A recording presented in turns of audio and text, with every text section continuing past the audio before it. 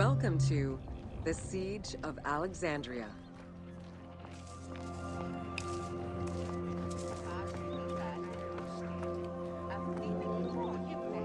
Among the collection of writings attributed to Julius Caesar are his descriptions of the Siege of Alexandria, the Gallic Wars, and the commentaries on the Civil War. These archives contain information on different campaigns, the Wars of Alexandria, Africa, and Spain.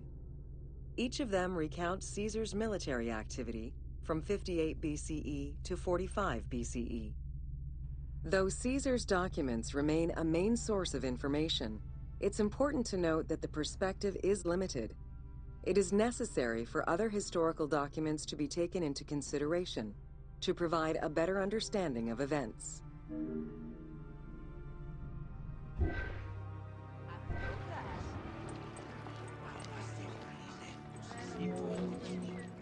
The Siege of Alexandria closely relays the events of the Civil War that led up to the event and describes how Caesar was besieged in the palace of the Ptolemies.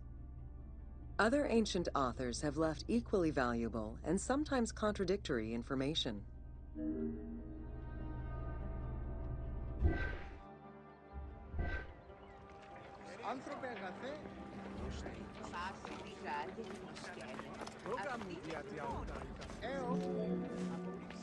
In the events leading up to the Siege of Alexandria, Cleopatra VII and her brother were fighting over control of Egypt.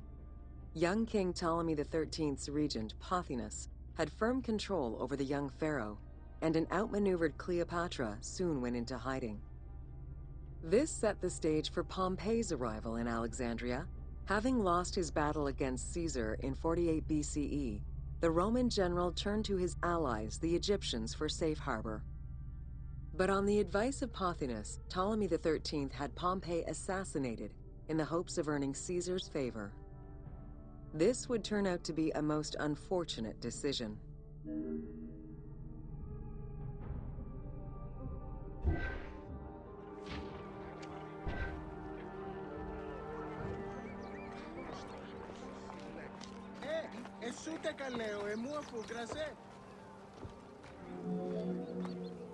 Upon his arrival in Alexandria, Caesar was presented with Pompey's head. The sight of a Roman murdered by Egyptians did not sit well with him. Caesar made his displeasure clear, ordering the return of Cleopatra and for the siblings to resolve their differences and resume their co-rule of Egypt as per the will of their father. Neither Pothinus nor Ptolemy XIII wished to accede to this demand. While doing his best to aggravate Caesar, Pothinus secretly plotted against the Roman ruler and sent word for Egyptian general Achilles to bring his 20,000 men to fight on his behalf. While Pothinus plotted against Caesar, Cleopatra made a bold move.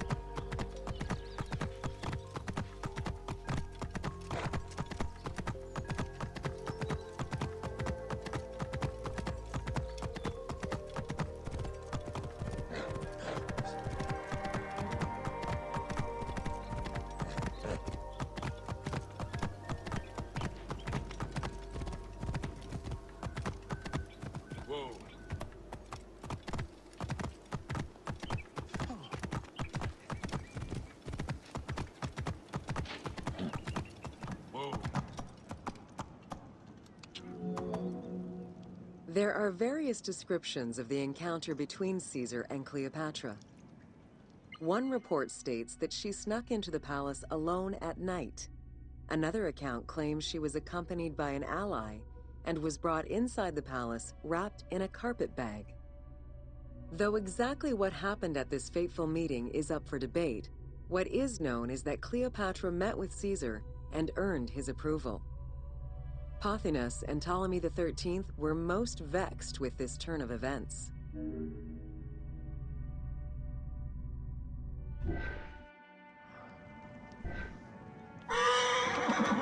Yeah.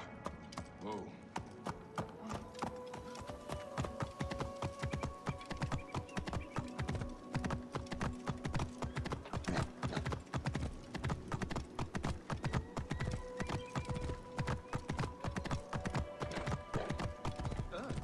Whoa. Yeah.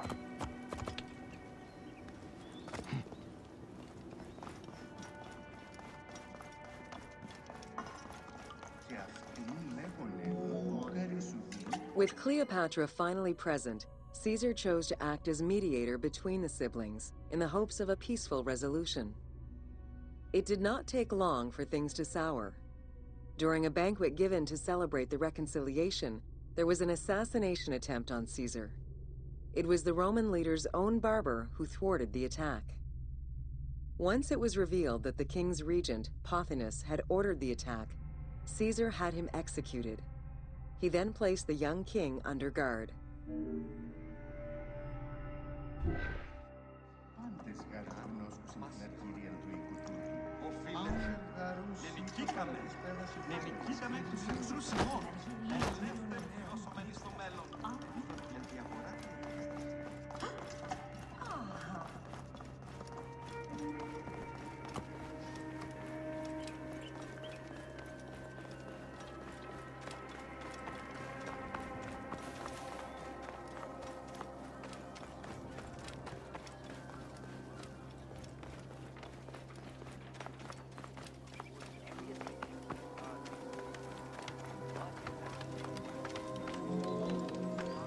Caught within the palace with roughly 4,000 troops, and with the knowledge that the arrival of enemy forces was imminent, Caesar sent for help from Syria, Rhodes, and Cilicia. He ordered his men to dig a ditch around the palace and build a wall leading to the harbor. This would ensure Caesar's access to the sea. When Egyptian General Achillas arrived in the city with 20,000 men, the battle for Alexandria began.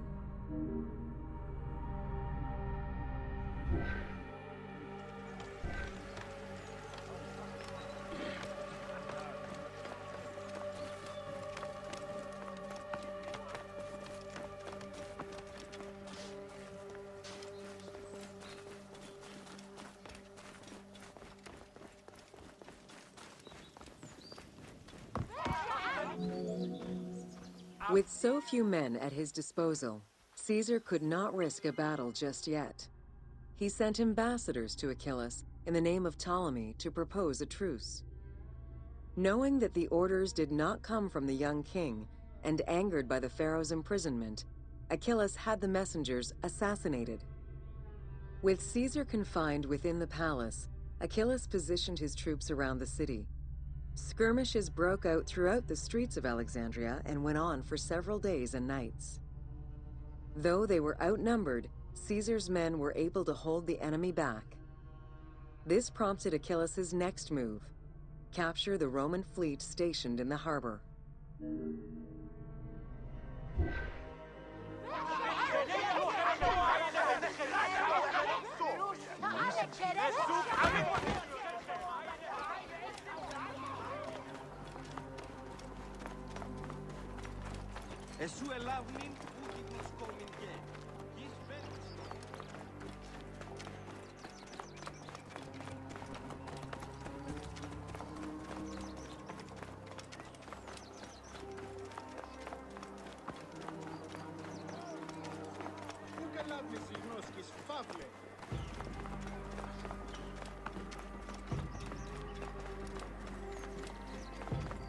Alla here. Oh, Diamelias, Ugar el Lavi de Moses. Oh, Naman Salvin, Waco Ferry.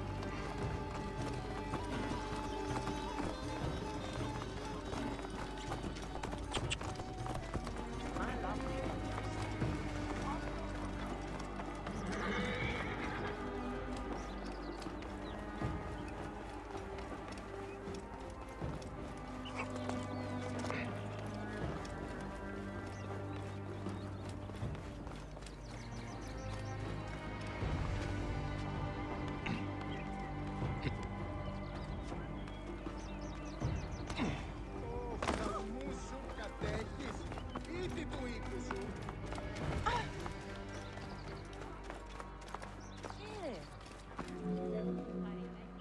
Although the palace offered protection, losing the port meant the end of help and supplies. Caesar knew he had to protect the fleet. While he and his troops succeeded in regaining control of the port, he knew it would be impossible to sustain. Caesar ordered the burning of the ships. With passage back to the palace closed off, he headed for the lighthouse of Alexandria.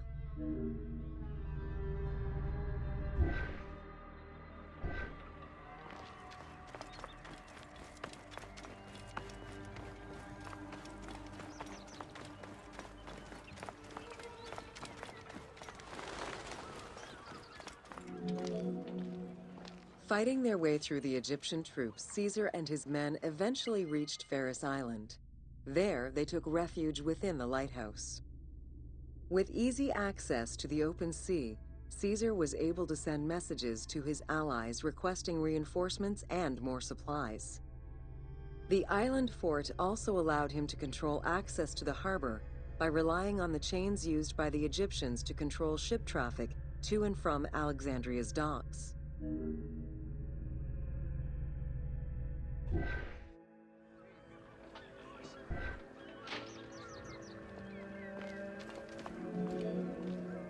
The exact chronology of events during the war in Alexandria remain imprecise. Conflicting accounts raise questions as to when, and even if, the Great Library of Alexandria was burned down at all.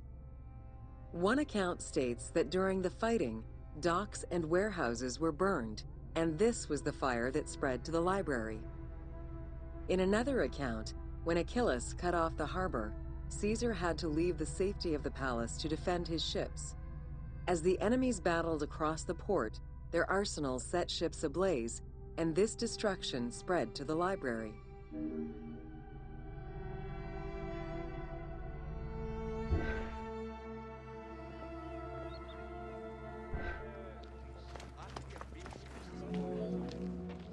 In either case, the Great Library was not completely destroyed. Experts point out that its location was too far from the harbor, and much later texts refer to the Great Library as being intact.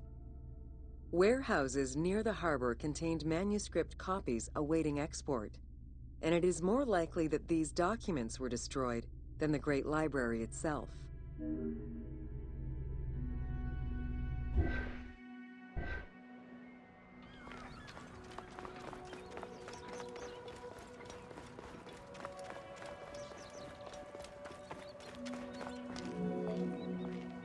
The destruction of the Great Library may have been due to a number of fires over the ages. Its end was probably closer to the 4th century CE, when the Christian Emperor Theodosius I ordered the closure of all pagan temples. While some documents survived after being moved away, it remains unclear just what knowledge may have been lost.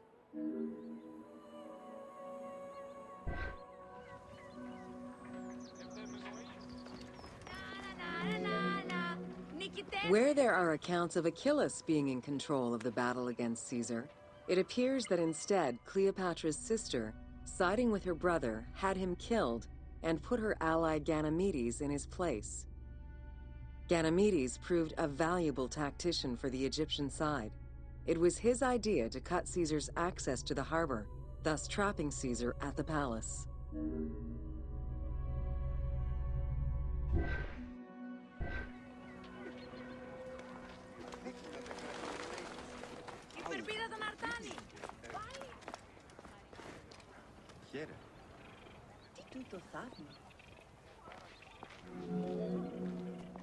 During the time of Ptolemy I, canals had been dug throughout Alexandria to provide fresh water. Ganymedes had his men take control of these canals. After isolating their own water supply, he had his men pour salt water into the canals and cisterns that led to Caesar's camp.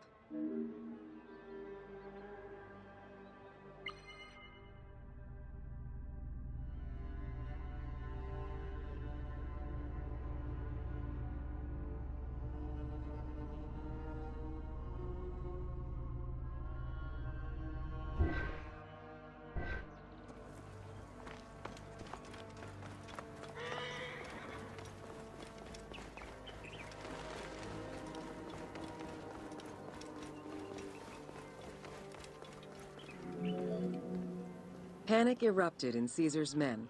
They wouldn't last long without fresh water. Recognizing that the porous limestone could help them, Caesar and his men dug wells to restore their water supply. Days later, the 37th Legion, comprised of Pompey's soldiers, arrived by ship. Unable to come ashore due to the winds, Caesar risked going out to meet them on the peninsula, Cape Chersonese. When the enemy learned Caesar's location, they rushed to intercept.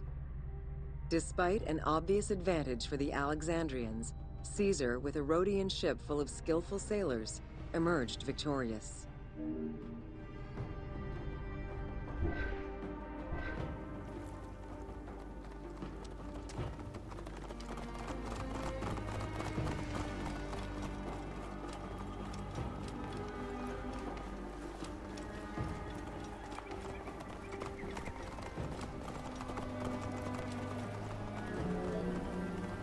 With help from the Allied ships, Caesar's victory enabled him to push the Egyptians back and secure the lighthouse.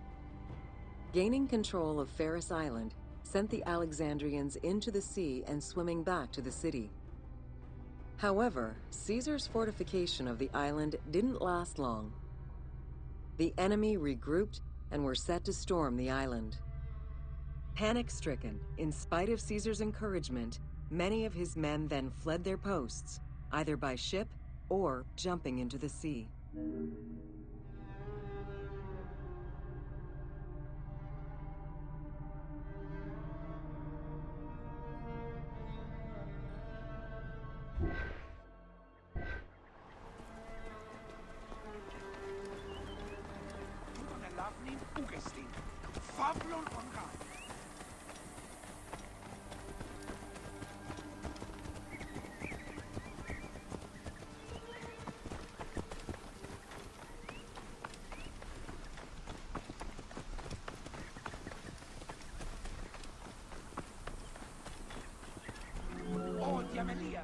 Caesar attempted to retreat, but Port Eunostos' harbor was overrun with enemy ships, preventing escape.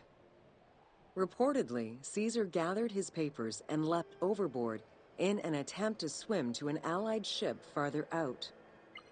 Historian Cassius Dio claimed that Caesar would have drowned if he hadn't been able to remove his purple garment. Still, he managed to swim the distance and survive. The Alexandrians recovered the cloak and used it as a trophy to commemorate the Roman debacle.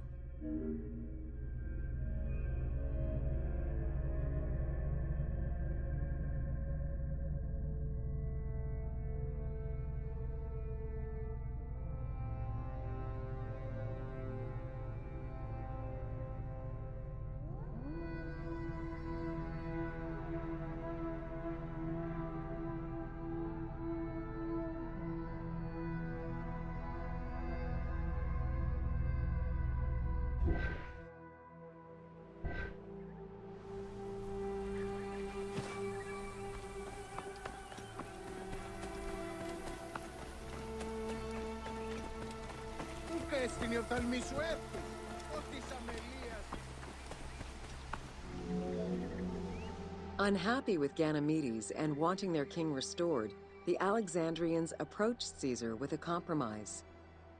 Caesar agreed to release Ptolemy XIII after entreating him to spare the kingdom and remain loyal to Rome. Once freed, however, the king defied the agreement and continued the war.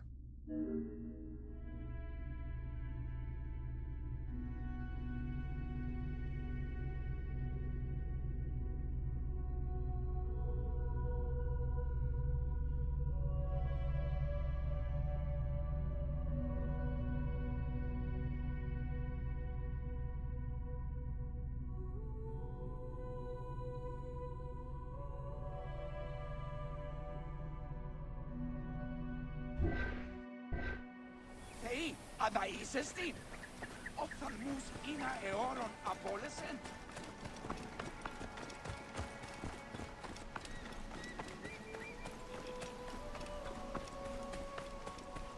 Idioti, elavni nuki gnostis. By this time, a faithful ally of Caesar's, Mithridates, arrived in Egypt, clashing with Ptolemy's troops at Pelusium. Outnumbering the enemy, Mithridates secured the region between Pelusium and Alexandria. Ptolemy, warned of Caesar's ally marching on Alexandria, sent his troops to prevent passage over the river.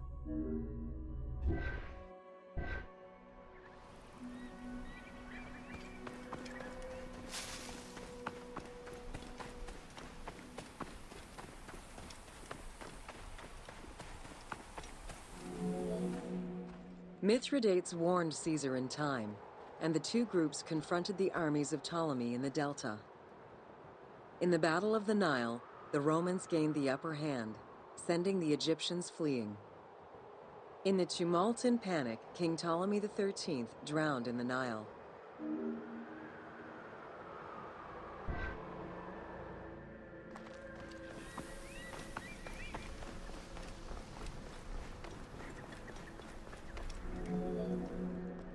After the siege ended, Cleopatra VII married her younger brother, Ptolemy XIV, enabling her to reign over Egypt until 30 BCE. Under her rule, Alexandria settled into its position within the Roman Empire and eventually surpassed Athens as one of the most important cities in the Roman Empire. Julius Caesar remained in Egypt for a short time. He and Cleopatra would later have a son named Caesarion.